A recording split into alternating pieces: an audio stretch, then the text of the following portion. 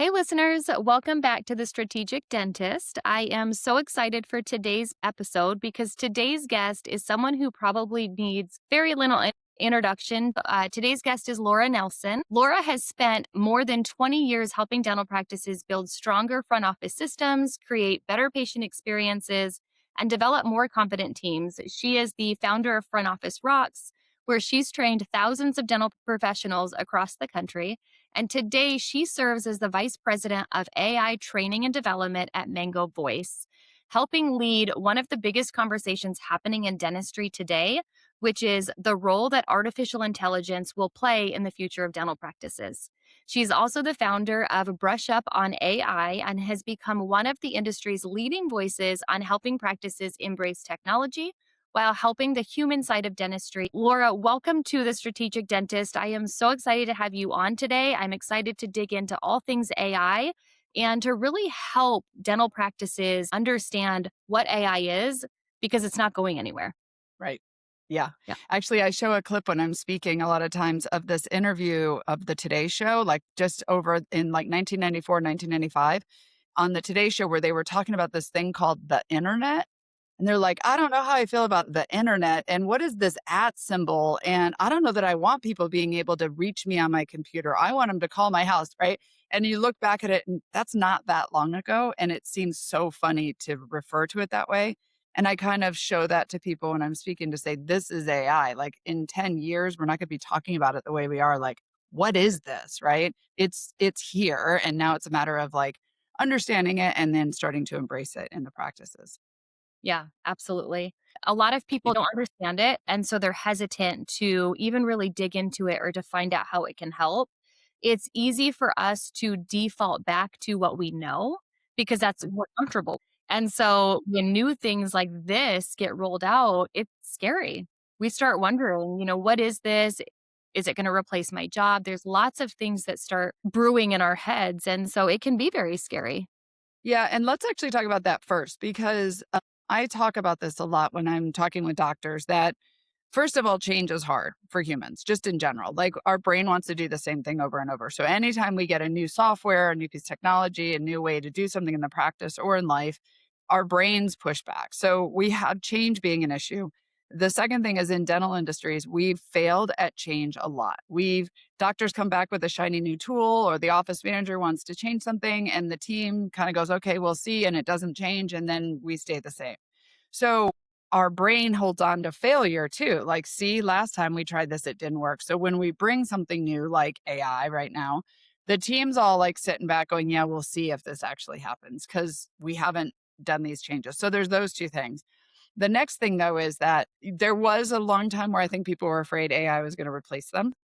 I don't know that that's quite as prevalent as it was before. However, I do believe AI is not here to replace people, but you will get replaced by somebody who uses AI.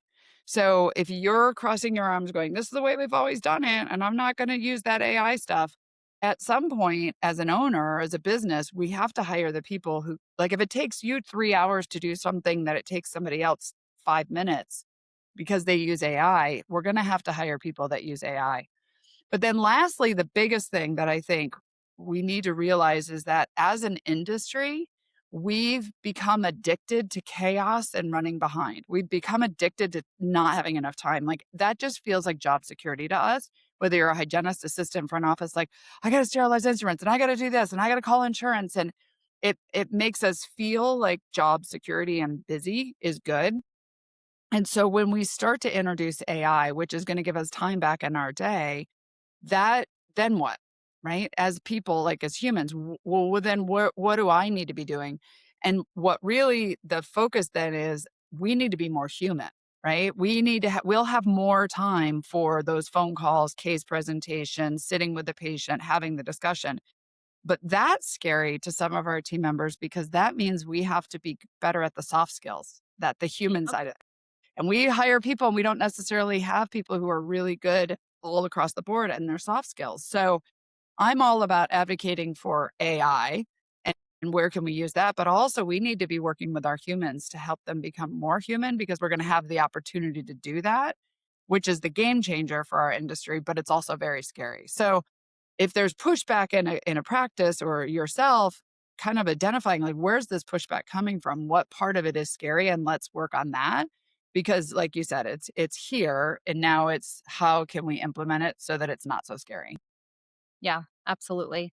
And the idea of implementing, I love what you're saying about the soft skills piece. That usually is something that so many practices default to, well, we didn't get this accepted, or I didn't follow up with this patient, or these other pieces because we didn't have the time for it. But now it is going to be front and center of soft skills. How did you communicate the treatment plan to the patient? How did you help the patient overcome whatever was getting in their way so that they could move forward? It is going to bring more awareness to the soft Right. skills piece of it. I think that's very interesting, and anytime that you're rolling out new softwares or things like that, the implementation piece is what you had touched on first was, how do we actually implement this when we have so many other things happening in the practice? The accountability piece is huge. One of the things that I usually will recommend to any practice that's implementing something new is set your standards. You're not at no point can you expect yourself or your team to completely change your habit Right. overnight. You can't Right. go in and say, "Hey, we're rolling out this new software and I expect you to use it 100% of the time with every single patient." One of the tools that I usually will recommend is pick one patient. Pick one Mhm. patient that you verify insurance with, or pick, one follow-up patient that you're gonna follow up with, but start small, get comfortable, iron out the kinks, and then kinda grow from there. But Right.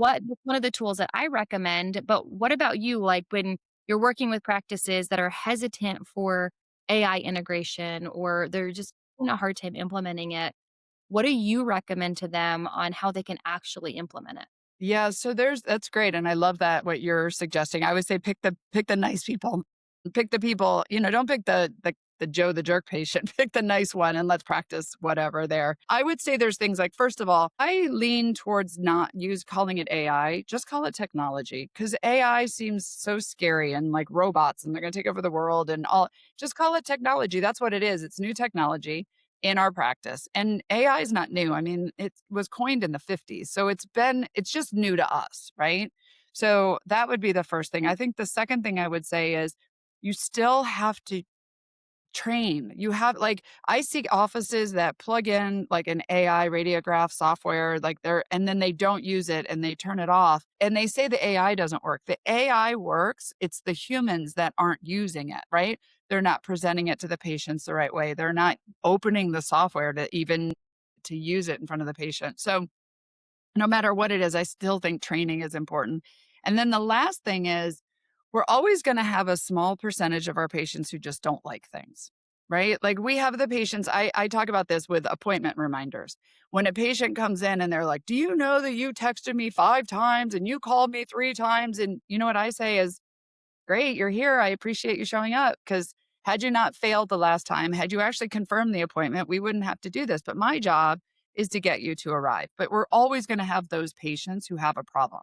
So as you're starting to play with AI, use AI like phone receptionist or whatever you use, scribe in the office, there's always gonna be I mean, I think it's like 20% of the population who's gonna have a problem with it. And it's like, "Okay, cool, but this is our practice." So, we're using the latest and greatest, right? And not changing things because that one Joe the jerk patient complained about it, and now we're like, "No more AI, they all complained about it." They're gonna complain about everything. Go on and read their reviews. They complain about every business they go to. So, and then lastly, I guess I would say is what's the why behind why you're doing it? Like when you're making a change or you're bringing in AI, don't just do it because another dentist is doing it. Don't just do it. Like you should have a strong why because then we can help push through the uncomfortable or the learning or and really say why are we doing it? What's the purpose behind this? And if you have a messed up practice, AI is just going to exemplify that. It's going to make it amplify it. It's going to make it bigger, right? So fixing your practice and then putting AI into the places that make sense is really kind of how you can integrate this in a way that it's not overwhelming for the whole team. Absolutely. So often, it's the 20% of patients that are complaining, right? Or the 20% of your employees that are pushing back. Right. The 20% feel like 80. because Exactly. they're the ones that are upset. They're the ones that are voicing their opinion on what's happening. Yep. So, great point. Why? It's because our brain holds on to the negative stuff, like the one bad review, right? The one employee that's pushing back. Like that's just it's and when you realize that, you're like, oh, that's because we pay attention to the loud, and the loudest ones, the squeaky wheels are the ones that are going to be the loudest ones, which is that 20%. Yeah. Yeah.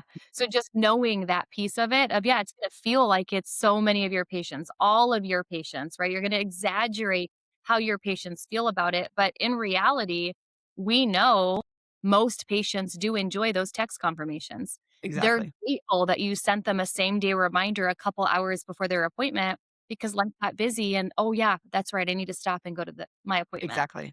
Yep. Right? So we just don't hear from those patients as much, and then holding on to those negative comments because most people wanna be people pleasers. We wanna make other people happy, wanna make other people comfortable, so it's easy for us to hold on to that negative comment.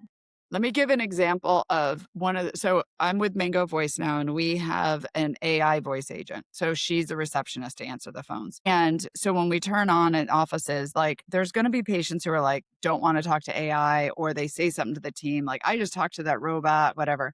So part of it is we need to recognize to help the patient see where the value is for the AI agent. Like, it's much better than leaving a voicemail message and then not getting a call back from the office for a day or two, right? You can actually have a conversation with the agent. But this is where the human side comes in. We teach the team members now when you call that patient back from the message they talked to the AI agent with, from that conversation, reference the conversation. Like, I heard that you were interested in updating your insurance because you have an appointment next week. And when the patient goes, that piece of information actually got transferred to the human. So the human's going to be more effective for me. The next time they call the AI receptionist, they're now going to understand, like, if I give this receptionist, the AI, enough information, when the office calls me back, they're going to be more efficient. Right. And so that's just a good new example, or an example right now of this is so new for us, like AI receptionists and how do you use them? And you're going to have patients who say, I don't like that AI receptionist. I appreciate that, but we do because it's actually safe. We're actually getting people to talk to it and it's actually answering the phone. So just a small example of like one little way we can help patients baby step into this. Yeah. So I will be the first person to admit that when Margot first got, created, I was very hesitant. I have a practice right now who was in beta testing and he was like, I think we're going to try it. And in my brain, I'm like, patients are going to hate it, right? That was where my mind immediately went. He went with it. And it turns out patients actually liked it. We were tracking a lot of like missed calls versus like calls that actually got, call conversions and all that stuff. And what we found is the number of patients, like missed calls, obviously dropped because Margot was taking those calls. But the feedback that we were getting from patients was good. We we were intentionally reaching out to patients and asking them, "Hey, what are your thoughts about our new, AI receptionist and things like that?" And the majority of the patients were giving us really good feedback. It does come off a little bit like, "Ooh, that this is clearly not a human being," but I think that's okay. I think it's okay for us not to pretend like this is a human and acknowledge that this is technology that's helping us manage the number of calls that are coming in so that we can get back to our patients quicker and we can filter those calls. So, I was definitely one of those I'm anti, glad. Yeah, I'm glad to hear that. but I was pleasantly surprised, the for So, and sure. here's the thing too. This is why I'm glad we're having this conversation because AI is coming, it's here, and it's there. We're developing more tools at Mango Voice, and all the companies are, right? All the companies are doing all the things on the back end to make dental office team members' lives easier. But the technology is getting better too. And our as humans, I think we're getting more used to it. Like I called a hotel, I needed help with my Wi-Fi, and I talked to an AI agent and it walked me through the whole thing. I didn't have the phone ring for 10 times like at a hotel it normally does. Like I got all the support I needed. I didn't have to talk to a human. I got the answer I needed.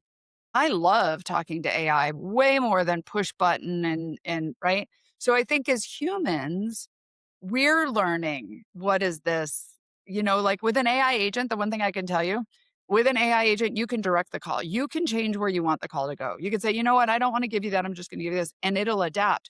If you ever call like your credit card company or a bank and they have the script and you want them to do something, but they have to read that script and you have to listen to the whole script, like we can't get humans to pivot, but we can get AI to do the things we want it to do. So I'm glad you say that. And I think by jumping in a little bit now, our patients are going to get more used to it. Our team's going to get more used to it. The technology is getting better. And eventually, a lot of our AI tools are going to connect. They're going to are scheduled to our phones, to our receptionist, to our scribe, to our. So when you start to get into it now, when all those things connect, you're already an AI comfortable practice. Like you're already using AI. So because our lives are going to get so much easier in the dental office once all of the AI gets to where it's going to be better and connect better. Yeah. Yeah. Absolutely. And I would also say, don't shy away from telling your patients that this is a part of your practice. I would almost go to the point of introducing your new AI agent as an employee. Like roll them out and say, hey, we've got great news. We've got this new team member. It happens to be an AI agent. The more excited you are as a practice, the more excited your patients are going to be. And it's going to be all about the way that you deliver that message. So if you start first as an owner or a leader and you say, hey, I'm super excited about this, your team's going to get more excited about it. And in turn, they're going to help your patients get more excited about it. So there's a lot of 100%. cool pieces there, but don't be afraid. Like, this is a piece of your practice that is most likely either in it now or it's going to be in it in the future. So don't be afraid to embrace this agent as if they are a piece of your team. I was just thinking about this because I started a year ago. And when I started in this realm of AI, Margot didn't have a name. Margot was just the AI agent. And I'm like, we need to give her a name because I want her to be seen as a team member. This is somebody who's helping answer our phones. And now I've been on a couple of calls today where people are referring to Margot like you did. And I'm like, oh, that makes me happy. But I'll tell you too that you can change her name. It's Margot by Mango, but you can change her name. There's a dentist we know that has two practices, and he named the AI agents after his two daughters. And so the patients love that because they know his daughter's names and they think it's cute that they're talking to one of the daughter's names. So, make it yours, make it fun, just like you would a new employee. And I love that we suggest you send an email out to all your patients to explain when they call, they're going to hear this new voice. And this is why we have this voice to help you. And we're seeing, what used to be patients would leave messages 20, 30% of the time. Now it's like 80, 90% of the time because they know that the conversation's actually going to get handled and they're not just hanging up on the voicemail. So make it yours and make it work for your practice and be excited about it. Absolutely. I can say when I've called offices, like my clients and the one that I was like, your patients are going to hate this. When I called to test out what it was going to feel like, you actually feel like you have to respond. You know 100% it's not a human, right? But you feel like they asked me a question. The right thing to do is to respond. Whereas if I'm getting asked to press a button or to leave a voicemail, I'm more likely to just hang up and call the next office. But when Yep. I have something asking me questions, I feel like I'm going to have to respond. Yep. And I would say the trick is then to make sure that you're working with companies when you're using AI that know dental, that understand our industry. And so part of the reason that I came on with Mango is I've been teaching phone skills for 20 plus years. Our receptionist, I will argue this all day long. Margot is better at receptionist than some humans we have answering the phone in our industry right now. Margot knows her goal is to get the patient to communicate, to get them to talk, to get a conversation going, to get what their intent of their phone call is. And because she's trained by somebody who knows what it's like to sit at the front desk of a dental office, right? So really making sure, like when you're looking at different agents or different tools in the industry, make sure that this company knows dental. Because I've heard horror stories of like patients showing up in the middle of the night because the AI agent told them to come in and the office isn't open, or coming in at times when there's already somebody in the schedule and now they're double, they have two patients standing there. So make sure not all AI is the same, just like not every employee is the same, right? You really want to make sure that you're working with the right companies. Yeah, absolutely. Absolutely. So where do you feel or where do you see AI going 10 years from now? You know, it's funny. I love when people I get these questions because I'm watching all the AI, people and people some people are so definite. They're like, this is where it's going. And it's like, I don't think we actually really know as humans. Like we have ideas, we have our thoughts, but I don't know where it really knows. But in the industry, what I believe is that a couple of things, every position and everything we do will have AI integrated into it except for the soft skills, the human side of things. And I believe that all of these AIs they're going to connect. They're going to work together. Which means right now at these beginning stages as we're starting to embrace this to start realizing what companies do work together well and what companies don't because you don't want a disconjointed AI system. But I believe that from the very first phone call through the scheduling the patient, checking insurance, the scribe of the notes, the perio charting, the all of the busy work we do, I believe AI is going to do the whole thing. And when it's connected, I see a day where the dentist is going to walk in to the patient.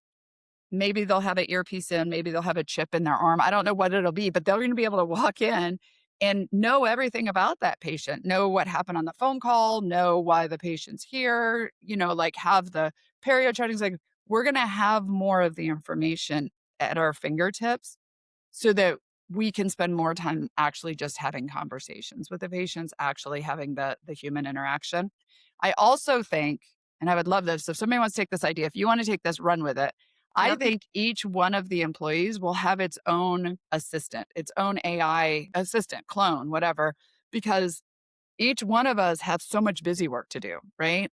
I believe that in a sterilization, we'll have like a sterilization robot, I guess to say. Like I think that the busy work we'll be able to give to our assistant, answering phones, doing insurance, reactivation calls, all of that, which is going to allow us to have more time to do the stuff that's vital. So I'm excited. I was just talking about this to somebody that I didn't see a new I've been saying that talking about the same thing for a long time, phone skills systems and all that, but now there's just like this new thing that I'm so glad that I'm still in the industry for it because we're really going to change over the next, 5 to 10 years. Yeah. Yeah.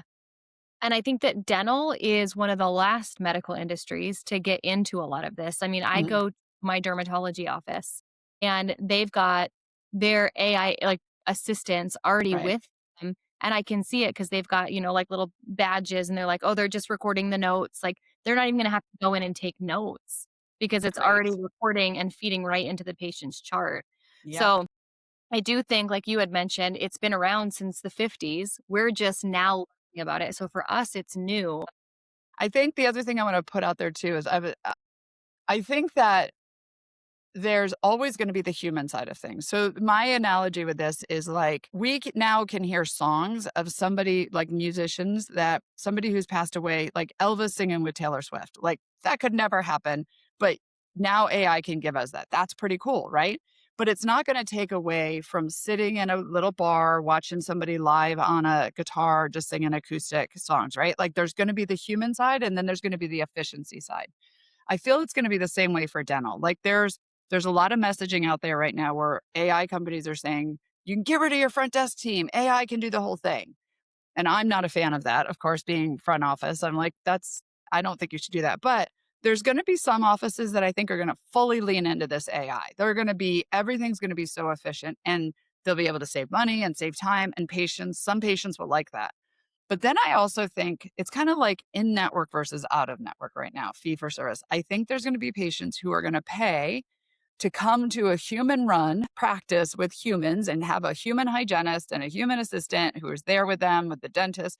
So I think this will be another kind of splitting of our industry a little bit of those who really lean into AI and the efficiency, and then those who really lean into the human side of things. Because I think humans, a lot of will pay to be with other humans as the world kind of becomes more efficient in AI and technology. Absolutely. They're paying for a different experience, just like Exactly. PPO for versus, fee for service. Yeah. So they're Yeah. paying. experience. Yeah. Yeah, I had a hygienist I was talking and she on stage and she said, I'll never get hygiene will never get replaced by AI. Nobody had ever said that. And I thought about it and I was like, I actually could see a time where AI could do now, will it do the human side of things and the soft skills and the caring for the patient? No, but I don't know that I would say AI couldn't replace hygiene, right? I don't know. But like I wouldn't stand on that ground going, that's never going to be the case because we don't know what the future is going to hold. Yeah. Yeah. I mean, we have robots that are doing heart surgery, Yeah, and exactly. they do have a human piece. They have the cardiologist standing behind it, making sure it's good. But yeah, it's interesting. So I think that's one of the pieces that do scare a lot of people of it's the unknown. They don't know what to expect. It's the fear that it's going to upset their patients, but it's also the fear that their jobs are going to go away. And so they need to continue to build value around their role so that they don't feel and that's a lot of feedback I've had from employees of AI is never going to be able to do it like me. And Mhm. to that point, I would say, sure, right? We can train AI to be able to communicate well and we can code it to be able to ask the right questions and stuff like that. But there is still that human piece and there's always going to be people who genuinely want that human connection. But there are, just like patients that are very heavily focused on their insurance benefits, who just wanna get in and out, and it's not about the connection that they're building with the dental team. So it's very interesting. Oh, we're taking a different route, but yeah, it's very interesting. Yeah, I think, and I would say compare it to in and out of network, like fee for service versus, taking all the insurances. And and it kind of really, I mean, it really comes down to the leadership, the dentists, the owners, leaning all in. Which way are you going? What kind of, play with it now and figure out, are you into the efficiency? Are you into the technology and great? Or are you into the human side and you want this to keep this human? Then embrace the human side and work with your team to make sure that they're offering the amazing customer service, that they're good at the verbal skills, because that's how we're going to win the game on the human side when the humans have more time to be human, which still will mean you've got to embrace AI because the time to give us that time, we need to get rid of the busy work. And that's where AI can help us with. Yeah, absolutely. Interesting. I think it's exciting. It's exciting times for the industry. It's definitely different. It's a change. People are not used to it. There's going to be a lot of things to think through, like the stuff that we're talking about of be excited about it, but how are you actually going to integrate it? Be smart about it. Be Yeah. strategic about it. Know that you're not just gonna roll in with Margot tomorrow, and all of a sudden she's gonna change everything about your missed calls and your patient experience over the phone. You have to be very intentional about your training. You have to make sure that they have the support they need. You have to be patient with them, and don't expect the change overnight. So, maybe as you guys are going through it, that you're taking, 1 or 2 or you're being strategic with the way that you're rolling it out. Don't try to roll everything out tomorrow. Yeah, So I have a book I wrote called Brush Up on AI. And that's sort of my like AI little identity brand or whatever. So Brush Up on AI, it's on Facebook. I mean, it's on Amazon and my groups in Facebook. But in the book right now, I just talk about for a dentist, how do we start to embrace this in the practice? And it's not you can go buy Margot or go buy one of the AI tools for radiographs. That's fine. But you can also do this baby steps for nothing, like with ChatGPT. But you as an owner, as a dentist, as an office manager, you need to embrace it too and understand that AI is more than just asking it questions in chat. Like there's a lot of things AI can do, but we have to baby step our team into it. And so that's a leadership thing. It's not an AI thing, which is in the theme through my book is like, how can we help our team through these changes and these concerns? And then I have additional resources, which are like prompts that you can use at the dental office in the front office, 102 prompts that you can use right now for free. So this is how you can baby step into getting the team to start to see like, I can get more time back in my day. It can do the things I don't like doing, like pick something you don't like to do and let's give it to AI, right? And I'd say 75% of the things we don't like to do, AI can help us do it faster. So start there. And then your team's gonna be like, oh, I like this. Then what else can we do, right? But don't wait until AI is perfect and everything's great, because who knows when that'll be? And I don't think it'll ever be perfect. I mean, we're always going to have a human in. Yeah, absolutely. So I think that's a really good advice, definitely for the leaders, right? What piece of advice would you give to the front office? That front office team member that's really nervous going into it, they're pushing back, they just are having a hard time embracing it. What piece of advice would you give to them? But the reality is, when you're sitting at the front desk, you hang up and there's somebody standing in front of you and the toilet's overflowing and the doctor wants to know where their patient is. And maybe you put your notes in, but maybe they're cryptic. Maybe you plan to do it later and you have a million sticky notes. Well, with AI, this is a place where we've been dropping the ball. With Mango, what they have is you hang up and the notes get transcribed and put right into your PMS. So that's something where you don't have to change anything in your habits. You can just hang up, and that's where we've been dropping the ball. It can be fixed. Another one you mentioned is like like scribing clinical notes, like the doctors getting to their notes at the end of the day. So, as a front office team member or any team member, look for areas where we're dropping the ball. We're not doing social media posts because we're just so busy. We haven't written those SOPs to things that we need to be doing because we're so busy. We're avoiding the email to that patient because we don't love that patient and they always push back. Like, find the things that you don't like, or where things are getting dropped, and then go to AI, go to ChatGPT and say, "We dropped the ball here. How could AI help?" And it'll help brainstorm ideas for you. Now, in every AI discussion that we have, I want to make sure everybody knows HIPAA and PHI do not put anything in AI that you wouldn't, we have to protect our patient's privacy. Everything you put in AI, assume it's out in the world. So don't go on there and say, I have this patient who has this procedure and I need to send him an email.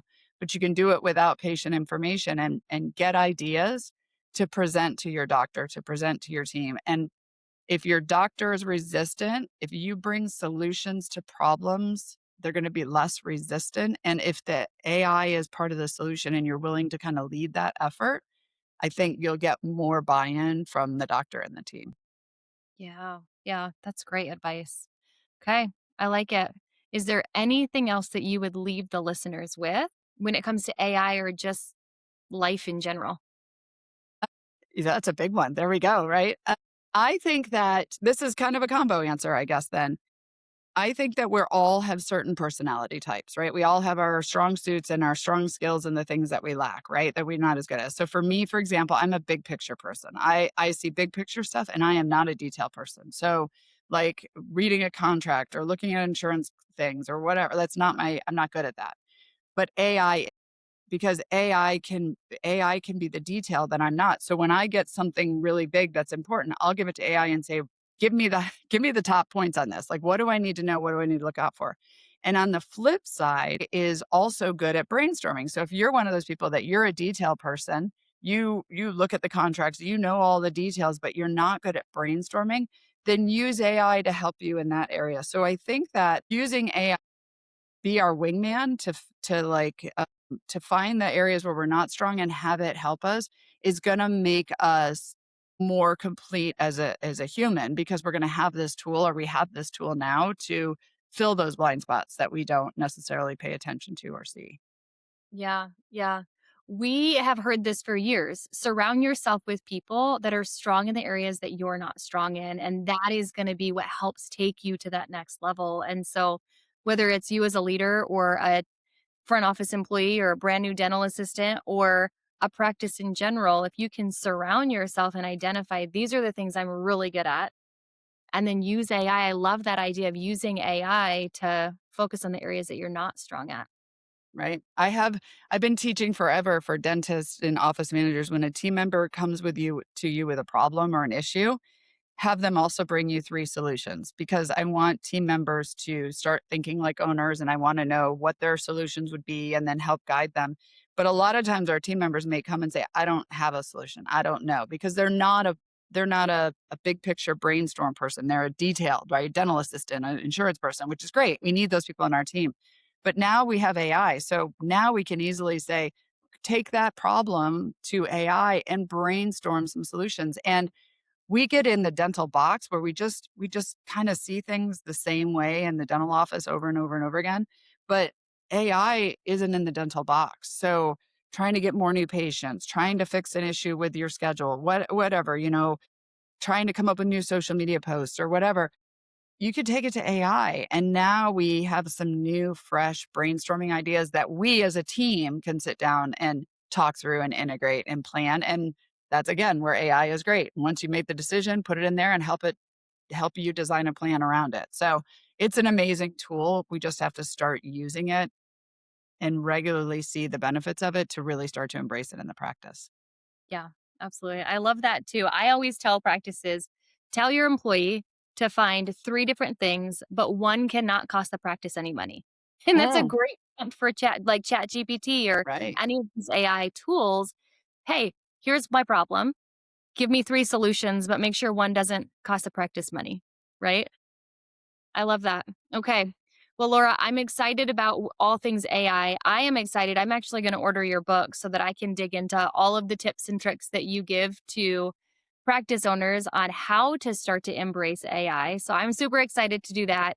Highly recommend to everybody else, like order the book because at the end of the day, it's not going anywhere. And the quicker that you can embrace AI and how to incorporate it into your practice, the more comfortable you're going to be, the better it's going to be just overall. And no, just like when you're trying to figure out who your ideal patient is, AI is no different. Try to figure out, sure you know, what is the practice that you're building. If you want to build a practice that is 100%, 80% dependent on AI and all things AI, know that that's the direction you're going. But if you still want that human piece, you can still incorporate AI and technology and all of these different tools but still have the human piece to it. You're not locked into either or. You can still have, you know, both sides of it. So, Laura, this is great advice when it comes to how to embrace it, how to incorporate it, and just overall the mindset of where we're going. I loved it. So, thank you so much for being on the show. And for all of our listeners, if anybody wanted to order your book or get in touch with you, how would they be able to order your book or get in touch with you? So you can go on Amazon, Brush Up on AI, join the Facebook group, Brush Up on AI. I post in there a couple times a week, just AI suggestions and ideas. My website is Laura Nelson Speaks, and I have other workbooks and downloadables on there if you want any other things for the practice. And then at Mango Voice, we have a phone coaching program now for humans too. So come to Mango Voice if you're interested in learning more about the notes or the Margot or agent or phone skills for humans, because we need to continue to embrace that and make sure that both our AI and our phones are doing a good job. I mean, our humans are doing a good job on them. I love it. Awesome.